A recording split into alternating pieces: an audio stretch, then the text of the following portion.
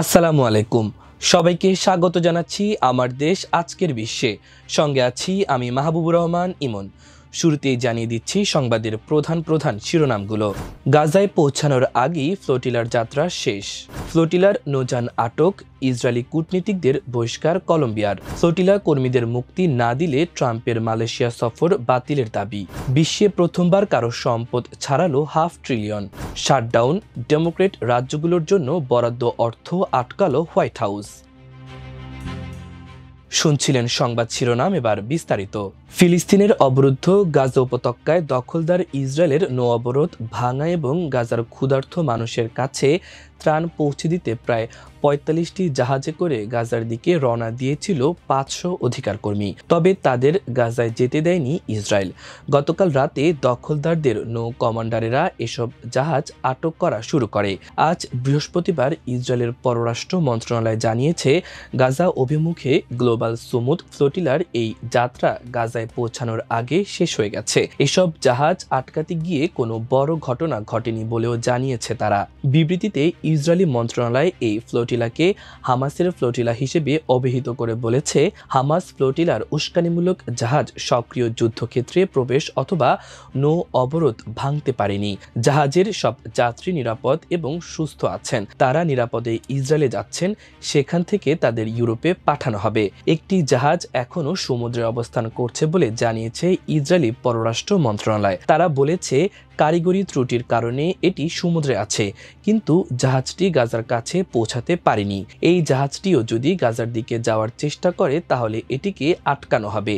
এদিকে ফ্লোটিলার আয়োজকরা বলেছিলেন একটি জাহাজ গাজার জলসীমায় প্রবেশ করেছে।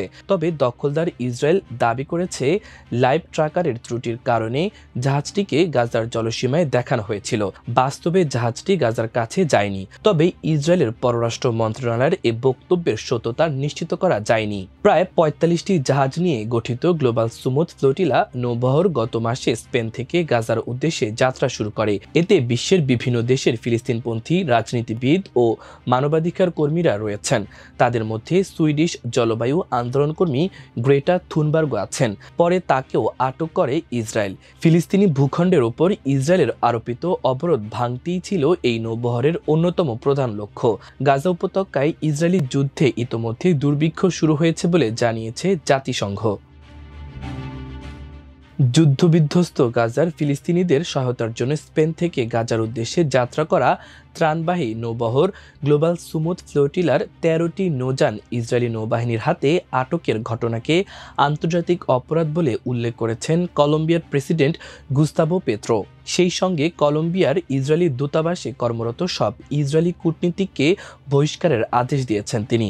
ইসরায়েলের সঙ্গে মুক্ত বাণিজ্য চুক্তিও স্থগিত করেছেন। যে ১৩টি নৌযান আটক করেছে ইসরায়েলি নৌবাহিনী, সেসব নৌযানে ক্রু এবং যাত্রী ছিলেন ২ শতাধিক। তাদের মধ্যে ম্যানুয়েল বেদোয়া এবং লুনা বারেতো নামের ২ কলম্বীয় নাগরিকও আছেন। আটকদের সবাইকে ইসরায়েলের বন্দরে রাখা হয়েছে বলে জানিয়েছে নৌবাহিনী। ২ নাগরিককে আটকের পর পাল্টা পদক্ষেপ হিসেবে এ পদক্ষেপ নিয়েছে Gustavo Petro.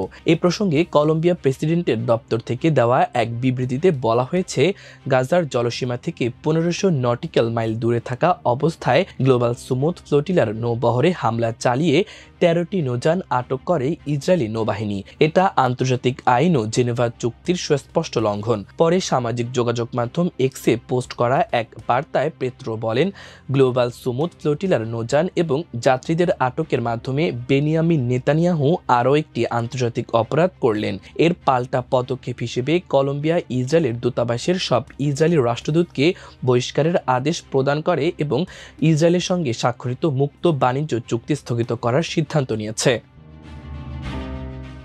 Global Sumud flotilla অভিযানে আটক মালয়েশিয়ান স্বেচ্ছাসেবকদের মুক্তি না দিলে যুক্তরাষ্ট্রের প্রেসিডেন্ট ডোনাল্ড ট্রাম্পের মালয়েশিয়া সফর বাতিল করার দাবি জানিয়েছে উইমনো ইউথ।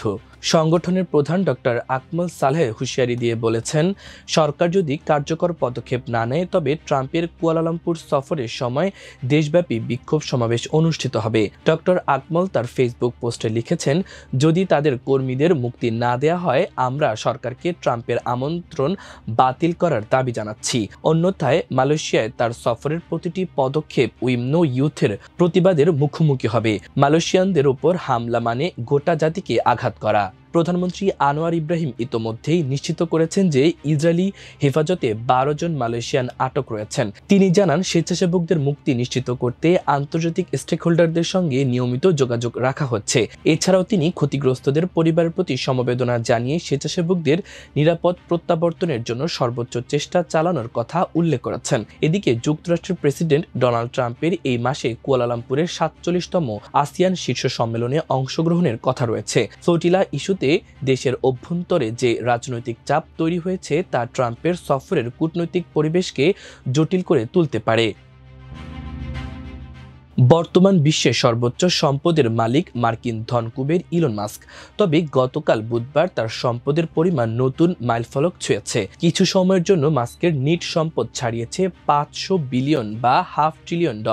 বিলিয়ন বলতে 1000 মিলিয়ন বা 1000 কোটি বোঝায়, আর ট্রিলিয়ন বলতে 1000 বিলিয়ন বা 1 লাখ কোটি বোঝায়। ফোর্বস সাময়িকী জানিয়েছে, একক ব্যক্তির সম্পদ $500 ট্রিলিয়ন ছোঁয়ার ঘটনা বিশ্বে এটি প্রথম। ফোর্বসের রিয়েল টাইমস বিলিয়নিয়ার্স ট্রাকারের বরাত দিয়ে বার্তা সংস্থা এএফপির খবর, বুধবার টেসলা ও স্পেসএক্স এর প্রধান নির্বাহী কর্মকর্তা মাস্কের সম্পদ কিছু সময়ের জন্য $500 বিলিয়ন ছাড়ায়, যদিও তা পরে $499.1 বিলিয়ন নেমে আসে। বিশ্বের শীর্ষ ধনীদের তালিকায় থাকা অপর ব্যক্তিদের তুলনায় 54 বছর বয়সী মাস্কের নিট সম্পদ অনেক বেশি এগিয়ে। দ্বিতীয় স্থানে থাকা ওরাকলের প্রধান নির্বাহী ল্যারি অ্যালিসনের সম্পদ $350.7 বিলিয়ন, $245.8 বিলিয়ন নিয়ে তৃতীয় স্থানে আছেন ফেসবুকের মূল প্রতিষ্ঠান প্রধান নির্বাহী মার্ক জাকারবার্গ। এফপি বলছে, মার্কিন প্রেসিডেন্ট ডোনাল্ড ট্রাম্পের দ্বিতীয় মেয়াদের শুরুতে রাজনীতিতে জড়িয়েছিলেন মাস্ক। তখন তার বৈদ্যুতিক গাড়ি নির্মাতা প্রতিষ্ঠান টেসলার শেয়ারে কিছুটা ধস নামে, তবে রাজনীতি ছাড়ার পর সে ধাক্কা কাটিয়ে উঠেছেন। তার অন্যান্য প্রতিষ্ঠানের আয়ও বেড়েছে। দক্ষিণ আফ্রিকান বংশোদ্ভূত ইলন মাস্ক স্নাতক করেছেন যুক্তরাষ্ট্রের পেনসিলভেনিয়া বিশ্ববিদ্যালয় থেকে। এরপর স্ট্যানফোর্ড বিশ্ববিদ্যালয়ে ভর্তি হলেও পড়াশোনা ছেড়ে দিয়ে ব্যবসায় মনোযোগ দেন। মাস্ক প্রথম মিলিয়নিয়ার হন 1999 সালে।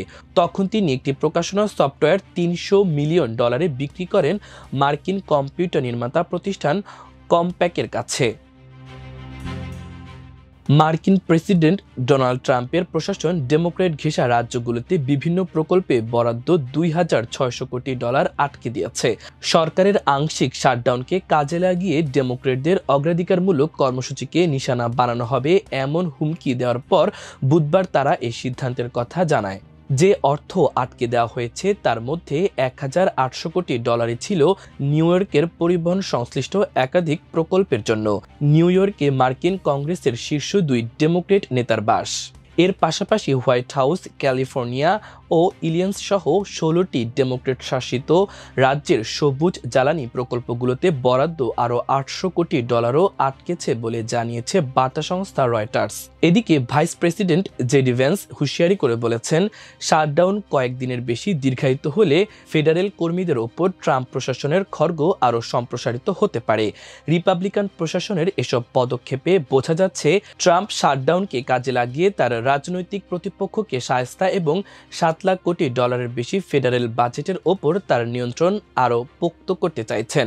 সাধারণত এই ফেডারেল বাজেটের ওপর কংগ্রেসের কর্তৃত্ব থাকে। প্রিয় দর্শক, আমাদের আজকের বিশ্বের আয়োজন এই পর্যন্তই। সবাই ভালো থাকুন, সুস্থ থাকুন, আমার দেশের সঙ্গেই থাকুন। আল্লাহ হাফেজ।